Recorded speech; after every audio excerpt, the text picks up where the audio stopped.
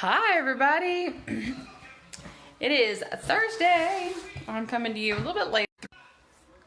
What's happening? We went out to lunch with my mom and my stepdad and the kids, of course. Anyway, but today I wanted to talk to you about, there I am. The responsibilities, my kids' responsibilities, like their daily responsibilities for the house. And we call them, hey Teresa, hey Benita. I call them responsibilities because these are things that, they are responsible for each day. And they actually chose these themselves. Like we went through a list and each person chose what they wanted to do. And so some of these look like a lot more, but they chose them, especially for Noah. He chose these. And I do have on this written chores, but we call them responsibilities. Yes, and so I wanted to show you that. But I also wanted to show you and talk about my homeschool. Hey! My homeschooling and like how all that came to be. And so so I want to show you this. So I wrote this. I'm in my hallway.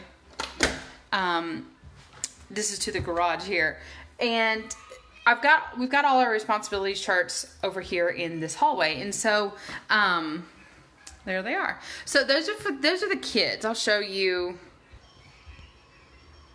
Okay, so what I did was I wrote out all of the different chores that they have, okay, or responsibilities. I wrote down chores, but we don't call them that actually.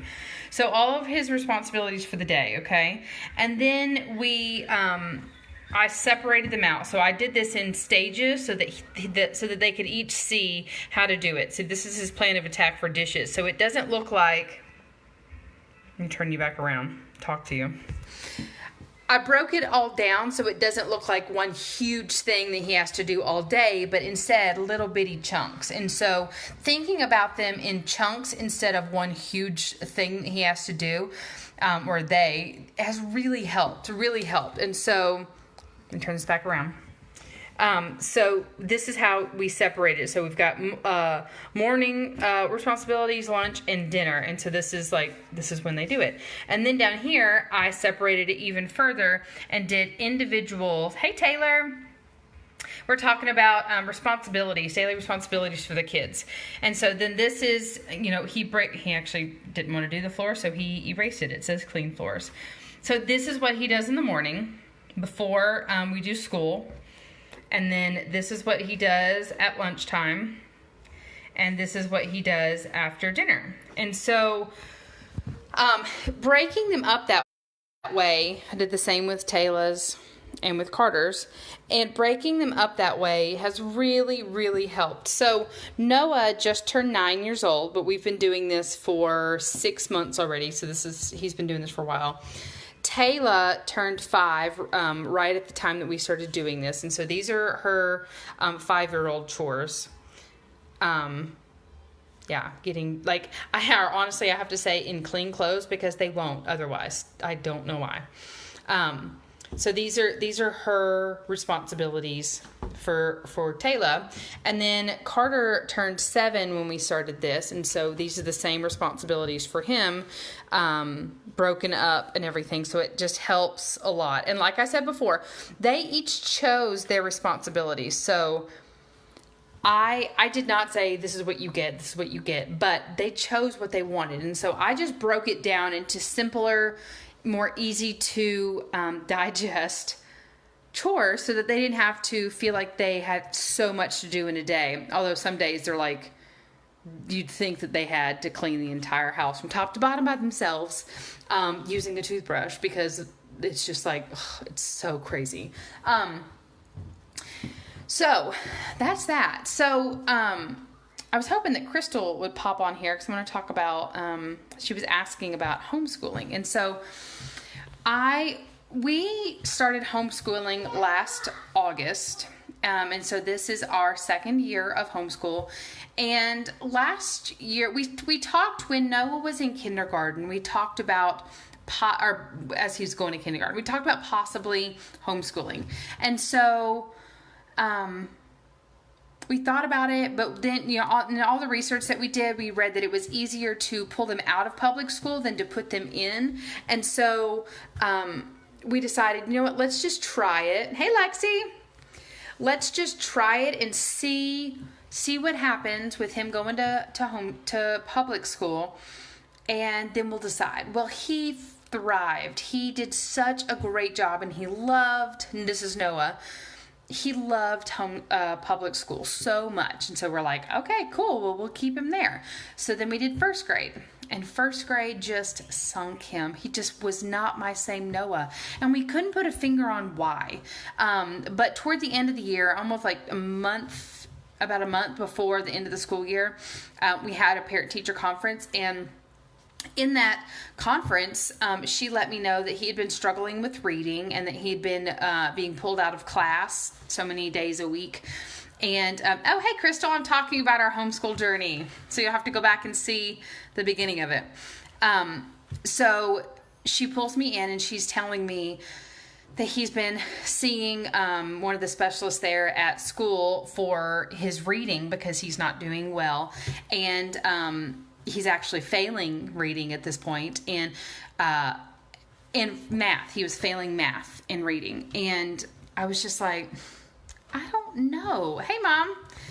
I don't know how I feel about that. And so, I came home and I didn't know what, I love sharing stories. I didn't know what to do. So we just prayed about it. I was talking to my husband and we just prayed. I'm like, Lord, I don't know what to do because I don't want to make it difficult and pull him out. And then am I really called to do this, to homeschool? I don't even know. Hey, Sarah. And but we decided, yes, we are going to, hey, Chantel, we are going to pull him out.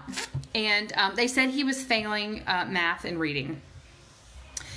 But what I didn't understand about the math part is that when he came home to do his homework, he would just fly through it and get it done. And it was like he'd maybe miss one. And it was usually his handwriting was what the issue was. So I was really confused by that.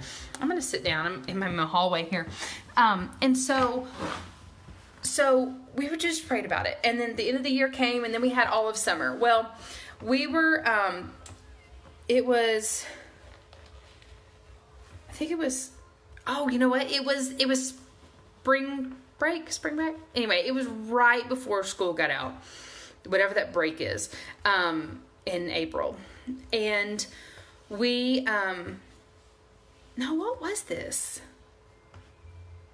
I can't remember now, but I know that we were not in school.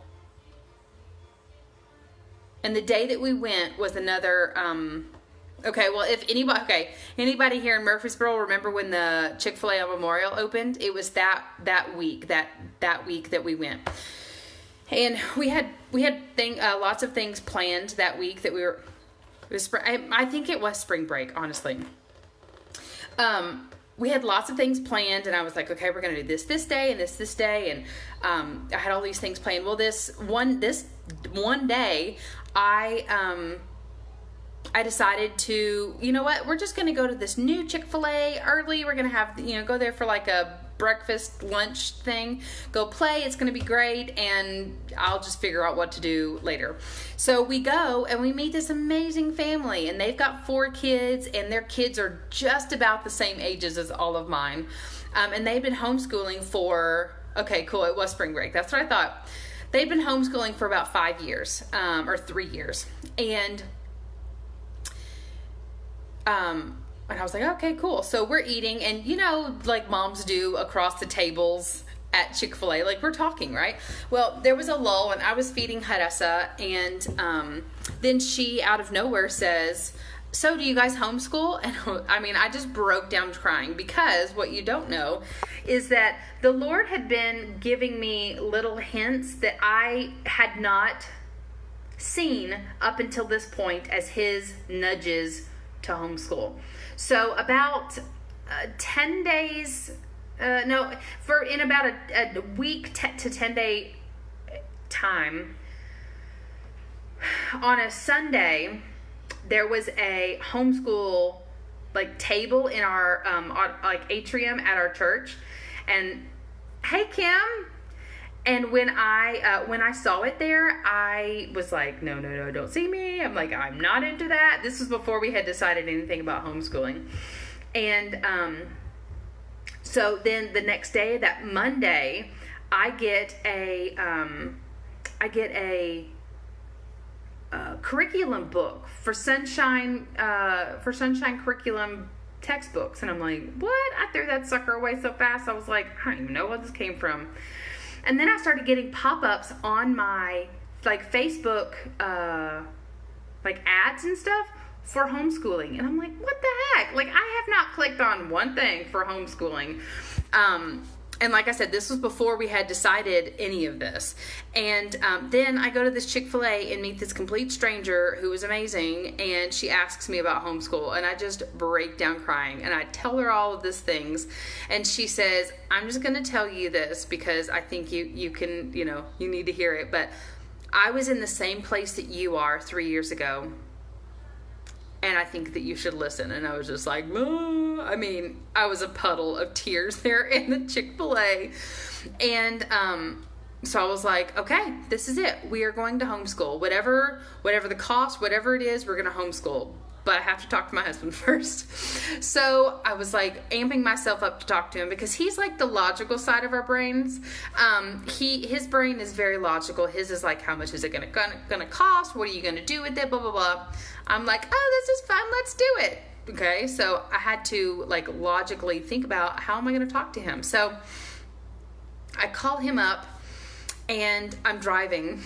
We left Chick-fil-A and I'm driving and I'm like, hey, so what do you think about homeschooling the kids? Like, you don't have to say anything yet, but the Lord kind of dropped it in my lap, and I'm thinking that we should, but like totally, you don't have to answer now. We can talk about it. We'll pray. I mean, I'm giving him every out that I can because I'm like, I don't have answers for you, and I can't debate this and talk about it because I don't have answers. Like, I don't know any of his logical questions that I would. Because I just made this decision and said yes to God just, moments earlier. And so, and without even skipping a beat, he says, I'm game, let's do it. I mean, and I'm trying to drive. He's on Bluetooth, so I'm not holding a phone, but I'm trying to drive and cry. And it was awful. And I was like, oh my gosh. Like, it was just amazing. And he didn't ask any questions. And he was just like, yep, this is what we're doing. And so, and like, honestly, the rest is history. Like, the rest is just... It's all been so God. Every time that we have gone to any homeschool group or any like activity or whatever homeschool, my kids have known at least one family everywhere we've gone. We have met so many people that we were already friends with, but we didn't even know that they homeschooled, that like go to our church or in, I don't even know, extracurriculars or whatever that we're in. It was just amazing. And so this woman that I met at Chick-fil-A, she's the one that they did classical conversations, or they still do. And she invited me to go check it out. And so we went and we absolutely loved it. It's a faith-based like homeschooling curriculum. And we go once a week and we do our community group there. And it's just amazing. And my kids have learned, and I have learned so much. And it makes it so much easier for me because with this particular curriculum, all the kids learn the same thing, but depending on their age, you can go more in depth and learn more if you want. And so it's just been wonderful. Now, last year was very, very difficult for me because, hey Becky, because I didn't know what in the world I was doing. I knew that this is what God had called me to do, but I honestly had no idea what I was doing. And I was struggling so hard with my 7-year-old that I kind of just gave up as a mom with him, because I'm like, I don't know how to teach you. We were both in tears in practically 5 minutes of learning because it was just so difficult, and I didn't know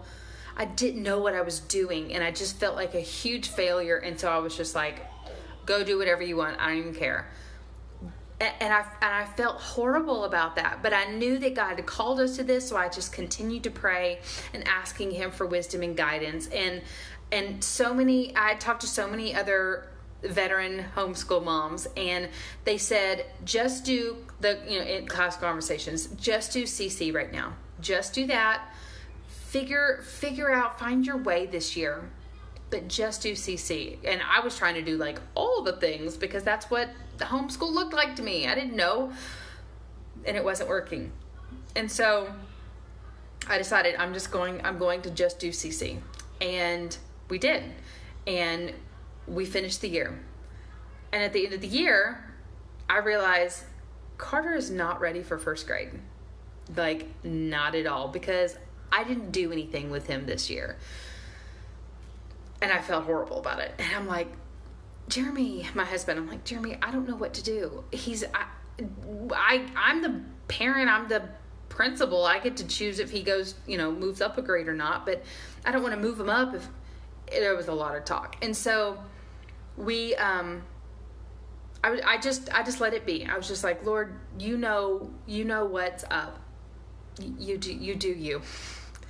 And that summer, this past summer, he by himself taught himself how to count to 100, how to all of his alphabet. He learned how to say it and like the sounds and everything. And he learned like simple math problems. So he caught himself up to first grade by himself this summer. Is that not God? I mean, y'all, it's amazing. But what I found out in that year, when I felt like such a failure, was so many very, very important things. Number one, I found out that my oldest son has dyslexia and dysgraphia.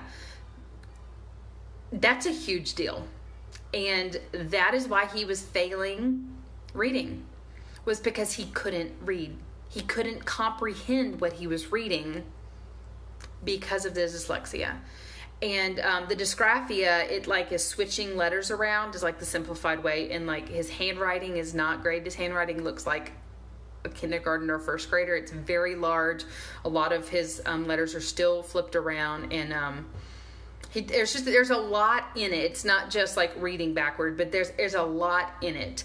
And had he not been homeschooled, he might have still failed in school because there's not enough attention on that. So that's a huge reason why the Lord was like, no, you need to be his teacher. And Lindsay is dyslexic. Yeah, it's a common thing, actually. There's so many people with it, but there's also so many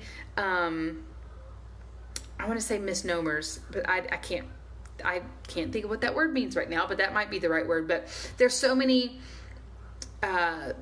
things out there that it's talked about that it's not, or that yes it is, but it's oversimplified into just reading backward. There's so much in it, and I didn't even know until my son got diagnosed with it. Yeah, it's so rough. Hey, Rhonda. So, and so then we went to a homeschool conference this last March, and I prayed over all of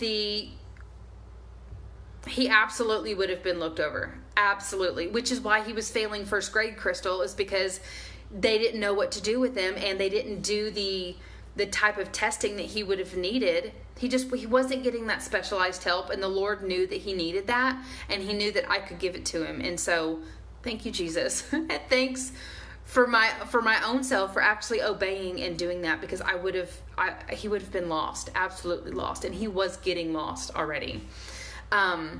But we went to this homeschool conference, and as I was filling out the breakout sessions that I wanted to go, I just prayed over all of them because I didn't know what I needed. There were so many sessions. If you've ever been to a homeschool conference, you know there's so much there, and it can be overwhelming. And I already have a tendency for anxiety, and so I was just overwhelmed by all the choices, and I didn't know what I needed or what I needed to look at. I mean, everything looked so much fun, so I just prayed over it. And I realized that I had marked one that was in a special needs column, and I'm thinking, I don't have anyone in special, like, I don't have a kid that's got special needs, and so, okay, whatever. But I trusted the Lord, and when I got there, it was about an audio processing, and I was like, okay, cool. Y'all, it was such a God-led divine appointment for me to be in that class, because it was there that I learned that my 7-year-old, my second son, has an audio processing disorder. And that's kind of like in oversimplified terms, in one ear and out the other. Like, it doesn't get stuck in the insides. And that is exactly why we were having problems. And that was why I didn't know how to teach him, was because he can't just sit down and listen or read what is on the paper. It's got to come in different ways. And that's how he was able to teach himself over the summer how to do all these things, because it wasn't put in a box. He wasn't put in a box. And so that was another huge thing that I mean, I can't even imagine if he were to have gone to kindergarten, what would have happened. Because even now, even in our second year now, the way that he learns is just completely different. And I don't get it. And sometimes it's super frustrating, because I'm like, would you just do the things? Would you do the hand motions? Would you open your mouth and say the words, or color the paper, or write a line, or put the button on the... That's not how he learns. And I am trying to let go of that control and let God lead, and let it happen, because that's the only way that it's going to. But he is so smart. He is a very, very smart man. Boy. He's not a man. He's a boy. He's going to be a very, very smart man. But he knows all the things. Even when we listen to our homeschool stuff in the car, he's just looking out the window, not saying a word, not singing, not using his hands, nothing. And sometimes I'm like, Carter, what's blah, blah, blah? And he tells me the answer right there. And I'm like, yep, that's it. So even though he doesn't look like he's paying attention, it's all getting stuck in there, which is crazy. But there's, with both of those special things that special learning that my boys have, I've had to learn a lot. I've had to do a lot of research, and I have had to learn how to teach to their abilities instead of to their disabilities. And that's hard. It's pushing me, and it's hard, but God is here with us. We start our day every day with Bible, and that's what I'll show you now. Is this, and yes, it is erased, but let me turn it around. It's erased, but we'll still see. So these are in chunks. These are, even though this has the time, these things are in chunks. And I don't know if you can see this. This is like, does this make sense? Does this make sense at all that it's in chunks? So we have our free time in the morning. We do our workouts Tuesday, Thursday, and we now do workouts on Fridays as well. The kids do. And we do our breakfast, and then we do our responsibilities, and then we do Bible. And then, like, these parts right here, these can be, and the kids have, like, erased them all, but these can be interchanged. Hey, Mara.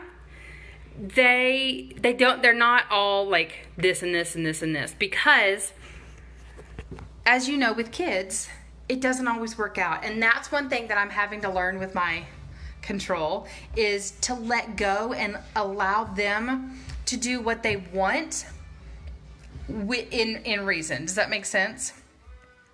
You're dyslexic, and it is so tough. Oh, that is so good to know. I would love outside help. Noah he sees a tutor 2 times a week for 25 minutes each session, because any longer than that he can't handle. And he's really been doing well in it. But they've really had to start back at the beginning, because there's so many things that he's learned incorrectly, because he's trying to overcompensate for this dyslexia, that there's so many things that I didn't even realize could be problems, but then his tutor's like, oh yes, this and this, and I'm like, oh my goodness, like y'all, I'm learning so much. So okay, let me turn it around. So we do our school time, and then we have our lunch time, and then we have extracurriculars here, and then free time, a big chunk of free time. When we get back from extracurriculars, I make dinner, and then we do our responsibilities for the dinner, and then family time, and then bedroom time. And with the family time, we're just hanging out. We're doing things. It might be catching up on things. All of these are,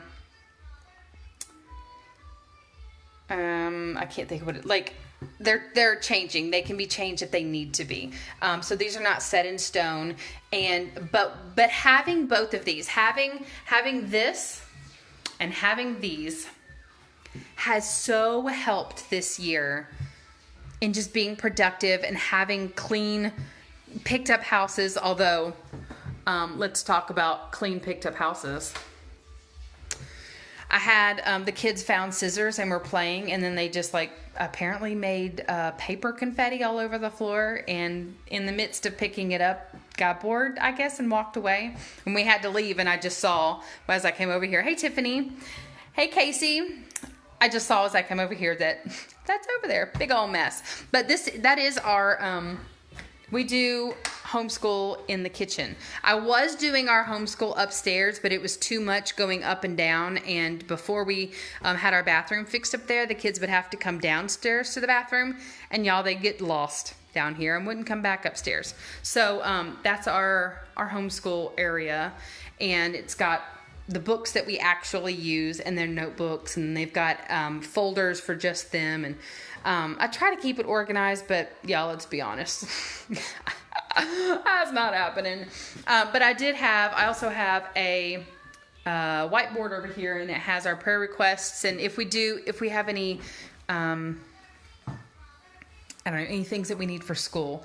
But I just wanted to share some of our responsibility lists that we do. And with anybody, hey John, with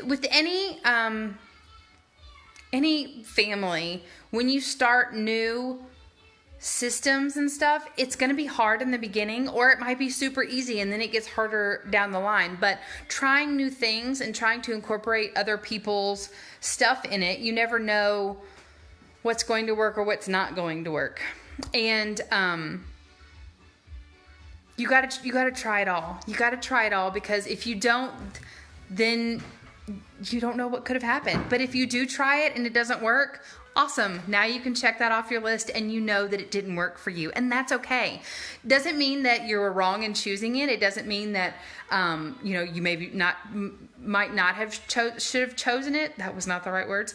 It just means that it's different, and every family is different, and you have to figure that out for you. And so I just show you this to show you that this is what has worked for our family, and it may not work for yours. But if you have any questions with what we do or any other things, please feel free to reach out to me, comment below, send me a private message, because I love talking about this and teaching others just in the little time that we've been homeschooling, and the things that the people that have poured into me and answered my questions. I love pouring that out to others. Crystal, I've been so encouraged that homeschool has so much freedom with learning. It so does. I think that's what you're saying. There's a lot of freedom in how you teach. Hey, Jennifer, there is so much freedom, Crystal. I think honestly, that's my favorite part. I'm gonna sit down again. Of homeschooling is that I can do what I want. If the kids are just having a really rough day, or let's be honest, if mom's just having a really rough day, sometimes we don't do homeschool, or sometimes homeschool is sitting on the couch and everyone brings their books to me, or sometimes homeschool is going to the zoo and learning about all the different animals and then coming home and doing a book report. Hey, Marcia. Sometimes homeschool is going to the park, and that's gym class. It's all different, and it's it's just beautiful. It's beautiful how God has called us to this. We've been obedient, and He's just blessing us through it. Hey, Monica. It's hard. It is not always easy. There are days that I just want to throw my hands up and wonder, why am I still doing this? But then someone asks, so how'd you get into homeschool? And then I'm reminded of my why. And then I fall in love all over again. And so if you are new to homeschooling, or you've been homeschooling for a while, or you're interested in it, just know that it's not always easy. And you might already know this. There will be rough times, but if you've surrounded yourself with community, there's always going to be someone else there that can help you. And just remember your why. If you have to write it down somewhere, do that. But remembering your why did you start? Yeah, that's all I have. Does anybody have any questions for me with homeschooling or responsibilities or anything, or schedule? We used to, at the beginning of the year, we had a lot more,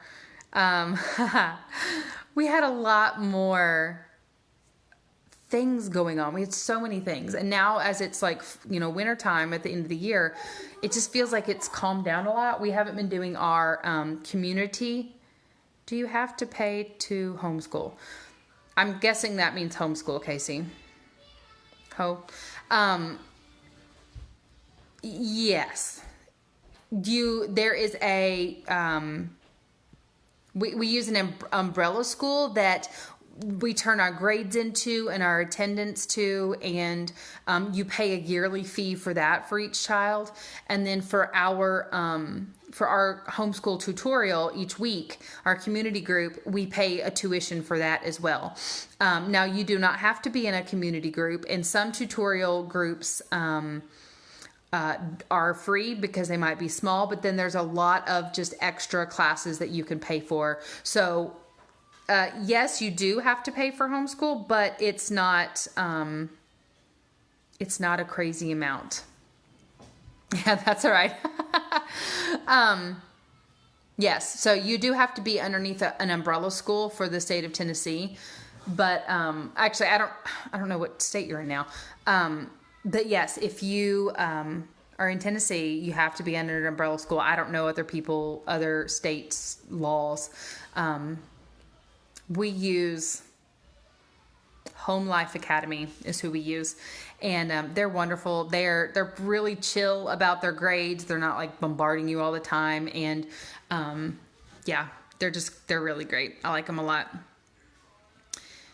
Yeah, and of course, any books that you want to buy, I definitely recommend. Alabama. Okay, I definitely recommend if there's a McKay's in your area. McKay's has been a lifesaver for us for homeschooling books because it's so inexpensive. I know that there's one in here in Tennessee. I think there's one in Kentucky. Maybe it was Alabama. Where did I just see that one?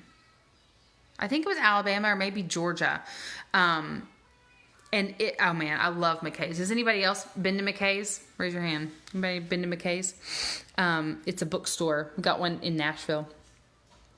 Do we have only one in Tennessee? I can't remember. In Nashville, I mean. So, anyway.